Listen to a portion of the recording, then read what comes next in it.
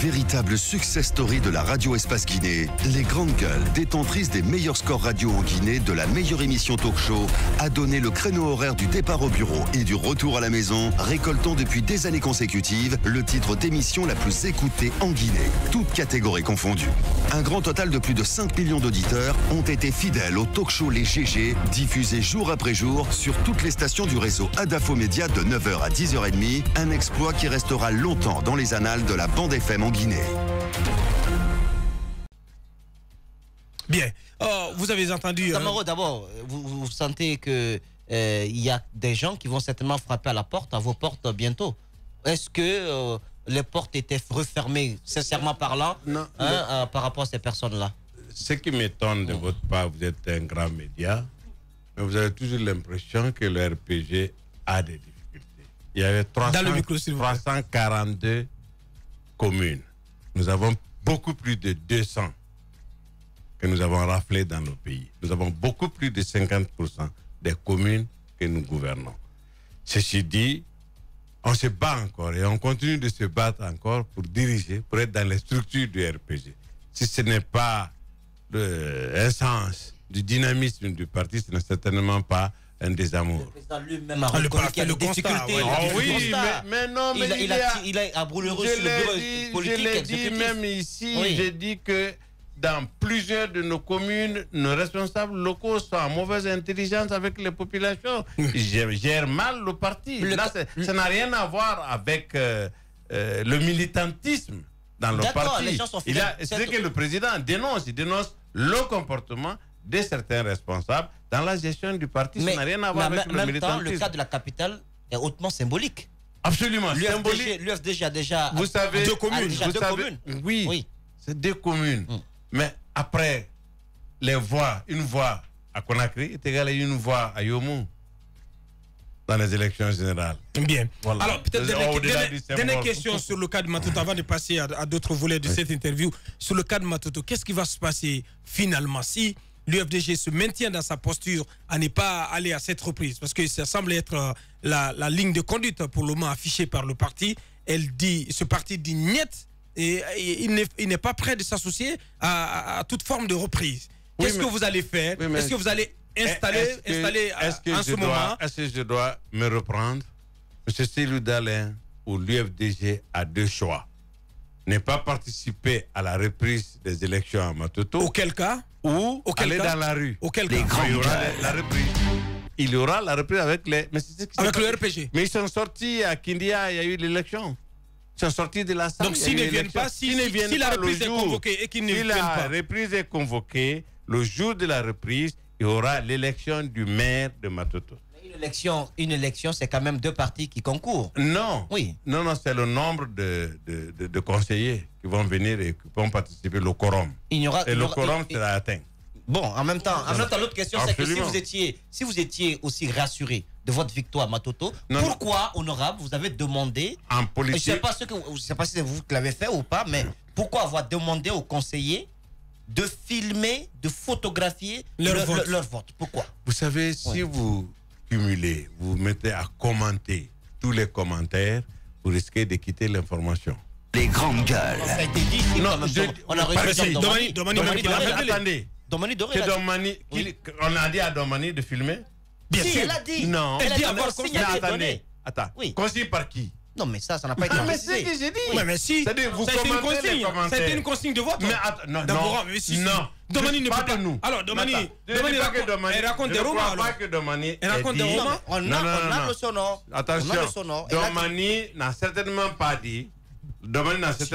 dit que la consigne de filmer le vote a été donnée par le parti.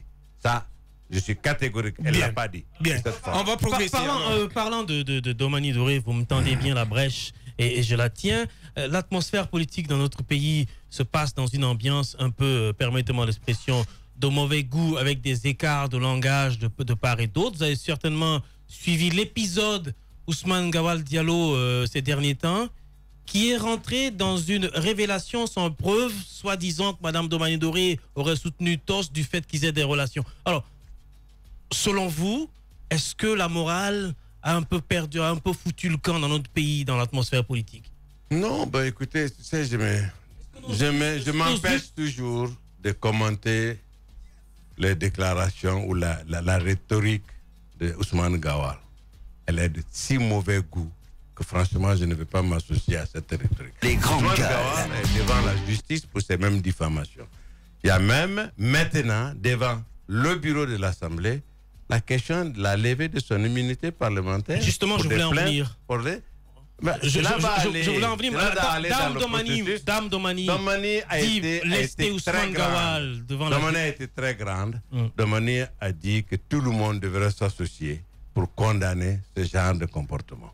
Et je crois que c'est ça sa grandeur. Domani a nettement montré sa différence dans la classe de grandeur. Non seulement dans la classe politique, mais même leader demande à Ousmane Gawal de présenter des excuses publiques. Mais Ousmane va présenter des excuses aujourd'hui pour reprendre demain. Mais c'est un peu ça son identité. La démarche de Domani, c'est de pouvoir... je lui dirais de ne même pas le faire. Elle a été suffisamment grande dans sa déclaration que j'ai appréciée.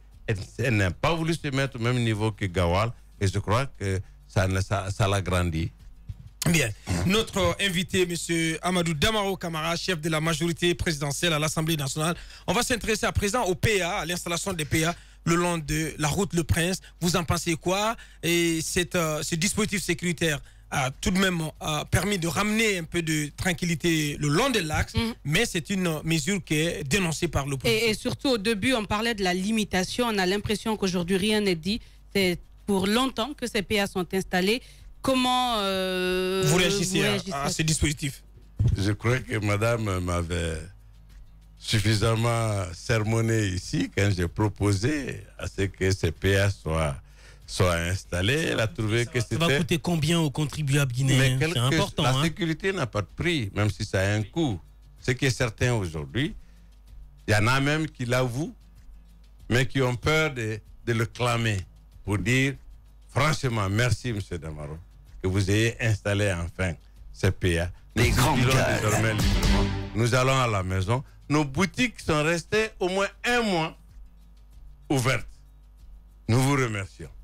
C'est ça la conclusion de tout acte politique. Il y a l'ambassade des États-Unis aussi qui a salué. L'ambassadeur a dit qu'il a été attaqué 2 fois et qu'il ne pouvait pas... L'hôtel Sheraton ne pouvait pas avoir de clientèle parce que tout simplement, on ne peut pas quitter l'aéroport pour aller à l'hôtel Sheraton. Ce sont des investissements de plusieurs dizaines de millions de dollars dans notre pays. Et j'ai toujours dit que je préfère marcher en toute tranquillité, en toute sécurité, dans des haies de bérets rouges que des haies de civils armés. Les djihadistes ne portent pas de tenue. Justement, vous parlez de civils armés et on se rappelle vos propos. C'est vos propos sur Bambeto qui continue vraiment d'indigner au sein de l'opposition, notamment de l'UFDG. Est-ce que vous, après le recul, vous continuez à assumer ces propos, à les maintenir? Non seulement je les assume. Parce que vous dites que désormais, pour aller à Bambeto, il faut aller avec les armes. Non seulement je les assume, c'est quand même condamnable. Je les répète encore. Je dis, encore, j'ai appelé votre journaliste ici. Il m'a posé la question. Je l'ai dit tout simplement. Il a pris un morceau pour mettre en vidéo.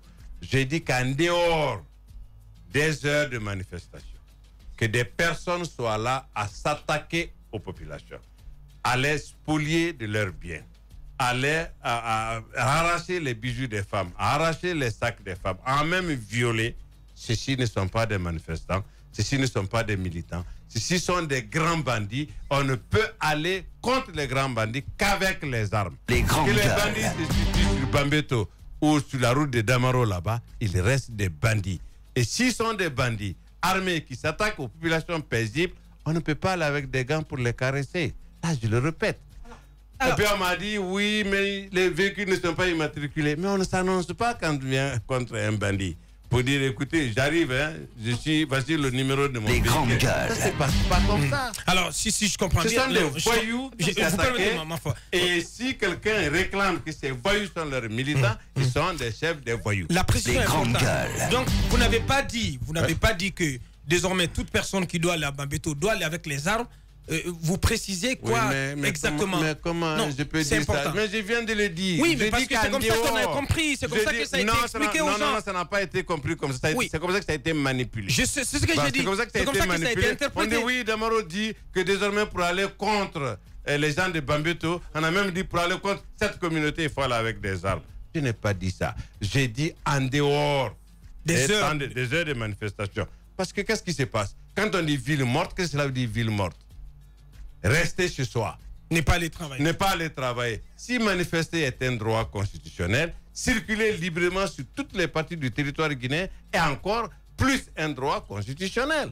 Mais on ne pouvait pas circuler librement. Honorable Damaro, justement, je reviens sur toutes ces manifestations, ces journées villes mortes. Ça découle quand même de ce manque de respect vis-à-vis de nos lois. On a un calendrier électoral qui n'est pas respecté. L'opposition est obligée de marcher pour qu'il y ait des élections. Et lorsqu'il y a des élections, tellement de dysfonctionnement qu'on en vient toujours à des manifestations. Et là, la question, c'est à l'endroit du chef de l'État qui est quand même censé respecter toutes ces dispositions, garantir le respect du calendrier électoral, garantir qu'il y ait un processus normal. Mais tout ceci nous mène à ces soubresauts. Est-ce qu'aujourd'hui, on peut dire que le président est sur le mauvais chemin? Parce qu'encore en Guinée, on ne fait que parler politique pendant que les autres sont en train d'avancer. Vous me direz qu'il y a, oui, des travaux, mais la Guinée pouvait faire mieux. Est-ce qu'au bout de 8 ans, vous ne pensez pas que vraiment on est sur le mauvais chemin? Oui, mais c'est fait à dessein par l'opposition. L'opposition a pour stratégie d'empêcher de gouverner. Mais c'est le respect du calendrier électoral, oui, monsieur l'honorable. Vous voulez qu'on parle, par exemple, des législatifs? Nous sommes prêts à aller en janvier. Mais c'est l'opposition qui dit non. Il y a un fichier, on ne peut pas aller aux élections sans... Les grandes gueules. Non, c'est très sincèrement.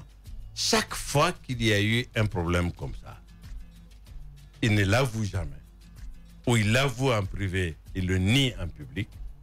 Mais encore, demandez-vous, vous êtes le média le plus puissant du pays, dites qu'il faut qu'il y ait des élections en mars ou février, on est prêt là. Mais là, vous parlez de ce qui va arriver. Non, ce qui est arrivé déjà, parce qu'il y a un passé qui continue justement. Mais qu'est-ce qui a amené les élections du 4 février en décembre? Mais qu'est-ce que vous dites? Non, mais qu'est-ce qui a amené les élections du 4 février, les résultats de l'installation jusqu'en décembre? Avant mais ça, c'est qui, c'est nous? Il a fallu des morts pour qu'on en arrive à l'organisation des communales. Mais justement, il reste que 2 minutes, Mafoudé. En 60 ans, ce sont les toutes premières communales basées sur ce mode de... Bien. En 60 ans. Bien, dernière question. Et encore, ceux qui créent le problème nous ont habitués. C'est l'héritage. Hein? Les dernières élections, je l'ai toujours dit, ont été organisées par qui? Monsieur Camara. Et dans quelles conditions? Dernière question, Moussa. Je pense qu'un parti au pouvoir ne peut pas mettre dans son bilan des acquis.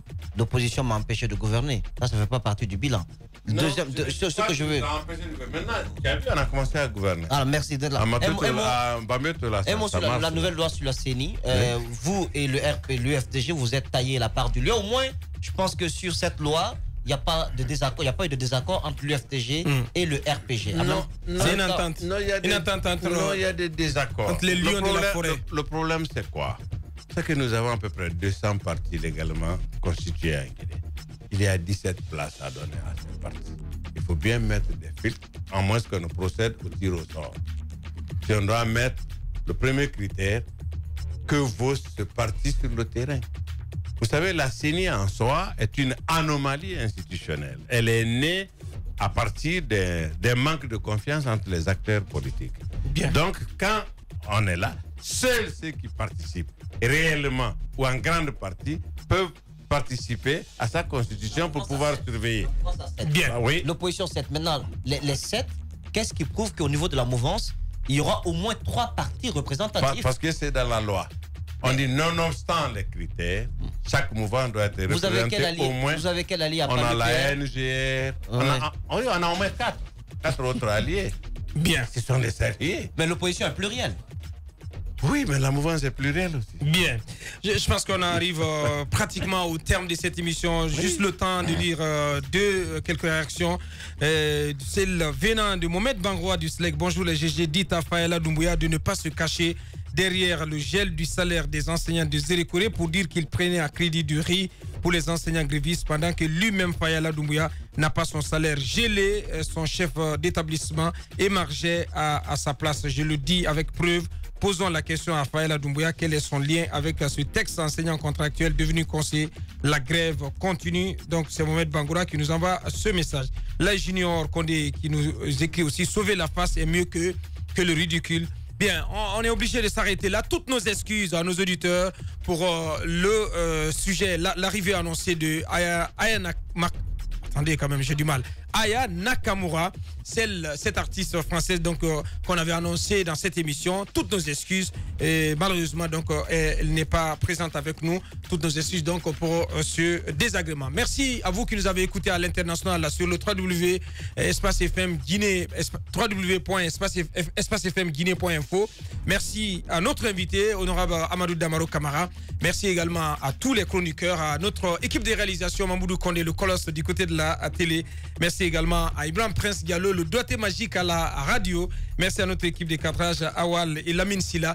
Merci de l'attention. Demain, on se retrouve pour continuer l'aventure. Portez-vous bien. Au revoir.